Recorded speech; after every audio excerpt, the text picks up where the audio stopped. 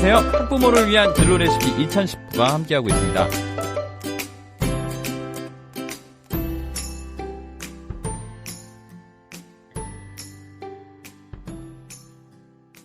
그 사연의 학생은 아까 그 직업 가치관이 물질적인 네네. 거, 돈, 네. 뭐 이런 거에 막 쏠려 있고 지금 고2잖아요, 네, 이 학생이. 네. 그러면 이제 자기 소개서, 학종에서 자기 소개서 쓸 때 물론 이 학생은 물질적인 것에 굉장히 가치를 많이 두고 있지만. 자기는 물질적인 걸 중요하게 생각한다고 자기소개 쓰기는 그렇죠. 그렇다고 그 어떻게 써야 이거 어떻게 잘 표현을 할 수 있을까요, 이 학생? 결국 이제 저희가 이야기 나눈 내용이 자기소개서에 담겨 있는 게 매우 중요한데 경제적인 문제를 해결할 수 있는 것으로서의 직업.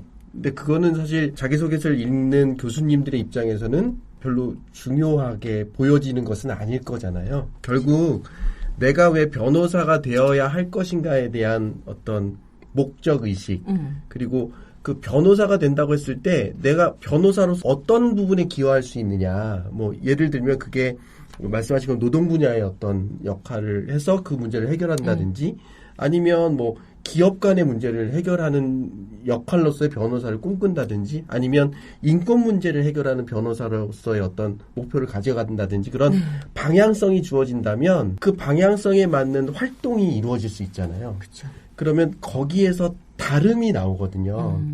예를 들면 이런 거예요. 그 초등학교 교사를 꿈꾸는 10명의 학생이 있다고 보면 이 아이들이 교대에서 다 이제 자소서를 기반으로 면접을 할 거잖아요. 보통 아이들이 입시를 위한 활동을 하거든요. 초등학교 선생님이 되기 위한 아이들이 하는 활동은 뭘까요? 그럼 또래 교사, 또래 멘토링, 주변에 있는 뭐 초등학교 학생들 가르쳐보는 연습, 그렇지. 뭐 이런 것들을 많이 할 거란 말이에요. 네. 누구나 추측 가능한. 그러면 제가 교대 교수님이라면 내 앞에 앉아있는 10명이 다 똑같은 활동을 했을 거예요. 또래 멘토링, 또래 교사, 주변에 있는 학생들에 대한 교육봉사 활동. 그럼 변별력이 없잖아요. 네. 그런데 만약에 그 중에 어떤 애가 저는 선생님이 되기 위해서 또래 교사도 했고 주변에 있는 많은 걸 했는데 왜 내가 똑같이 가르쳐도 누구는 성적이 오르고 누구는 안 오를까? 뭐 이런 거에 대한 고민이 돼서 과연 그 배우는 사람들의 역할은 무엇인가 혹은 교육의 정의는 무엇인가 이런 것들을 고민을 하다가 교육 철학에 관심을 갖게 되고 뭐 안드라고지 페다고지와 같이 교육 학습자의 어떤 성향에 따라서 교육 방법이 달라야 된다는 걸 배웠다.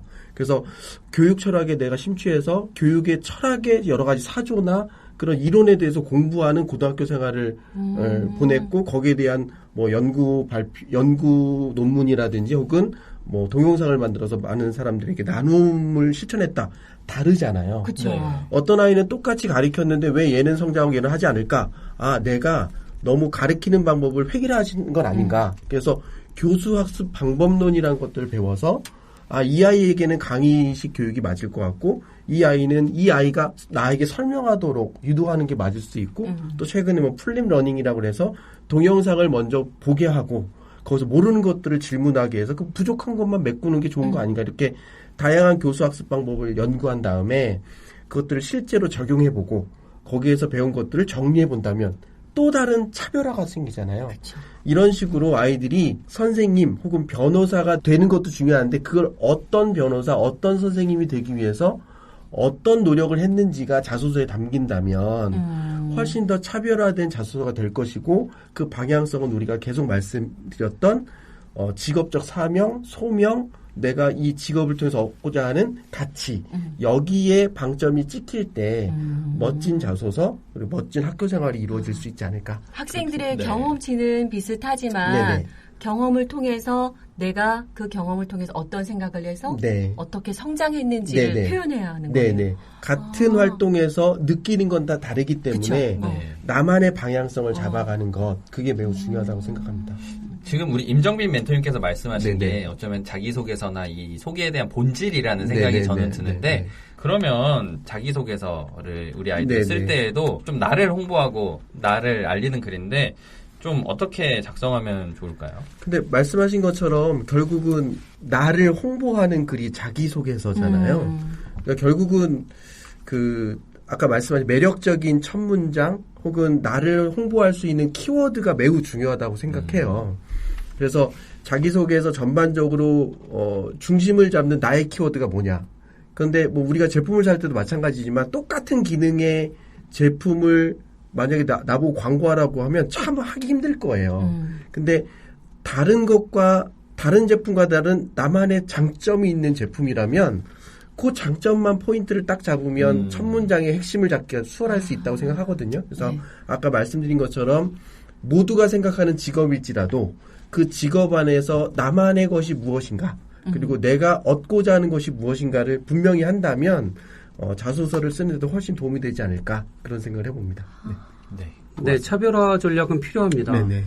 처음에 제가 사법시험 합격할 때 6,500명인 변호사가 내년에는 3만 명이 되거든요. 불과 10몇 년 만에 이렇게 되는데 우리나라 변호사가 1명에서 100명, 그러니까 10,000명 되기까지가 100년 걸렸습니다. 10,000명에서 20,000명 되기까지가 7년 8개월밖에 안 걸렸거든요. 앞으로 이런 세상에서는 어떤 독특한 분야를 이제 정하는 하나의 그런 부분을 정해서 목표의식을 가지고 꾸준히 한번 추진해야 되고 자기소개서도 아까 홍보라고 하셨지만 홍보라고 하는 것이 분명히 차별화 그런 어떤 독특한 특색을 한번 보여진다면 학교에서도 이 학생도 우리 학교 뽑고 싶고 이 학생도 뽑고 싶고 이런 이 호기심을 피킹할 수 있는 호기심을 좀 자극하는 것이 굉장히 중요하다. 차별화가 포인트다라는 이야기. 네. 나만의 특색을 찾아라. 맞습니다. 네. 인문학이라고 하는 게 사람에 대한 이해라고 말씀드렸고 아까 어떻게 보면 그 인생이라는 것이 결국 자기를 이해하는 과정이라고 생각해요. 그래서 우리 아이가 너무 돈이라고 하는 물질적인 것에 방향성이 있다면 그 물질적인 것이 충족됐을 때 그 다음에 어떤 것을 선택할 수 있을지 좀 사고의 폭을 확장해주는 어떤 기회를 부모님이 만들어주시는 게 매우 중요할 것 같고요.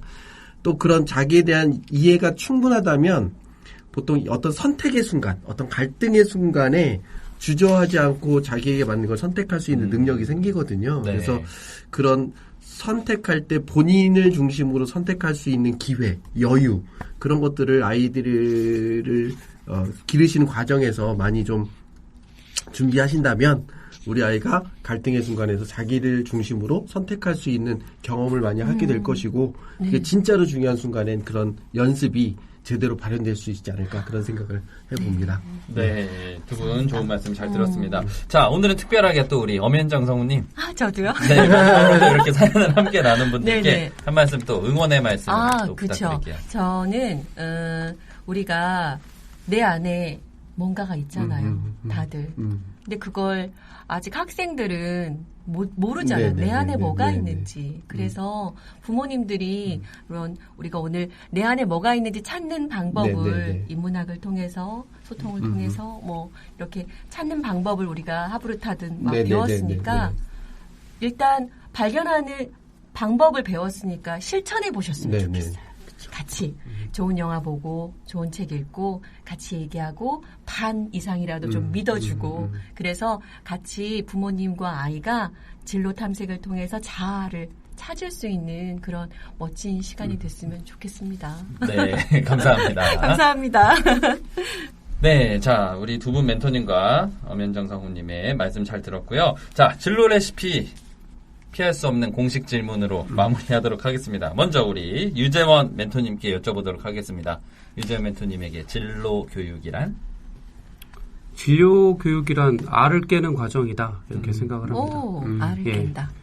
아직 알 속에 들어있을 때는 세계가 어떤지를 모르고 자기가 어떤 모습으로 날아갈지 모르는데 분명히 알이 깨질 날은 오고 줄탁동시라는 말처럼 이제 밖에서 깨주는 사람도 필요하고 안에서 깨어나려고 하는 자아도 굉장히 중요하고 인문학이라고 하는 것은 거창한 명언이나 이런 고리타분한 책이 아니라 어떤 영감을 불러일으키고 아이디어를 줄 수 있는 원천이 될 수 있고 그런 면에서 오늘 방송 들으시는 여러분께서는 어떤 인문학의 어떤 새로운 희망이나 어떤 그런 것들을 아이디어를 얻어 가셨으면 합니다. 네. 네, 감사합니다. 그리고 임정빈 멘토님에게 진로 교육이란? 전 그런 것 같아요. 그러니까 실패를 한 후에 현명한 대안을 찾고 일어설 수 있도록 도와주는 것이 진로 교육이 아닌가라는 생각을 하거든요. 모두 그러니까 성공을 향해 달려가지만 살아가다 보면 정말 성공보다는 더 많은 실패를 경험하는 것 같아요. 근데 그 실패한 속에서 또 다른 기회를 발견하고 거기서 현명한 대안을 찾아서 다시 일어나서 달려갈 수 있도록 해주는 것, 그게 진로교육이 아닌가라는 생각을 해보고요. 우리 부모님들께서도 우리 아이들이 실패했을 때 더 많은 격려, 그리고 그 아이들이 현명한 대안을 찾을 수 있도록 많은 다양성을 아이들에게 보여줄 수 있는 그런 조력자가 되셨으면 좋겠다, 그런 생각을 해봅니다. 네, 감사합니다. 저는 다시 일어날 수 있는이라는 그 말에 저 또한 지금 갑자기 힘을 얻은 생각이 들었습니다. 네, 두 분의 멘토님 진로교육에 대한 생각이었고, 네, 성우님 오늘 좀 방송 인문학과 관련된 이야기로 열어봤는데 어떠셨나요? 굉장히 실제적인 것 같아요. 이게 인문학이라고 해서 되게 어려운 얘기 나올까봐 사실 좀 걱정하고 못 알아들을까봐 고민했었는데, 인문학을 통해서 자녀와 함께 이야기를 나누고 그런 과정에 자녀와의 관계도 더 돈독해질 수 있고, 자녀도 자아를 찾고 나도 뭔가 그 안에서 인문학을 이용해서 뭔가 나도 내 안에 나를 탐구할 수 있는 이런 방법들을 배우게 돼서 정말 값진 시간이었던 것 같습니다. 네, 감사합니다. 네, 이렇게 풍성한 이야기를 나눌 수 있는 진로 레시피는요, 여러분들의 사연과 함께 하고 있습니다. 여러분들 들으신 소감이나 함께 나누고 싶은 고민들 저희 사연 보내실 곳 jinrohelp 진로헬프@naver.com 통해서 의견 많이 남겨주시고요. 추첨을 통해서 소정의 상품 함께 보내드리고 있습니다. 자, 학부모를 위한 진로 레시피 2019 오늘 방송은 여기까지고요. 함께 해주신 두 분의 멘토님 너무 감사드리고 저는 MC 김지훈이었고요. 네, 저는 성우 엄연정이었습니다. 자, 다 같이 인사해보도록 하겠습니다. 함께 해주신 여러분 감사합니다. 감사합니다. 고맙습니다.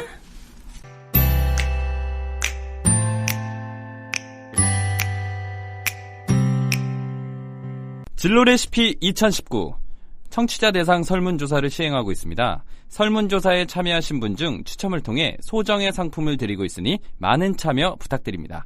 자세한 사항은 팟빵 공지사항에서 링크를 확인해주세요.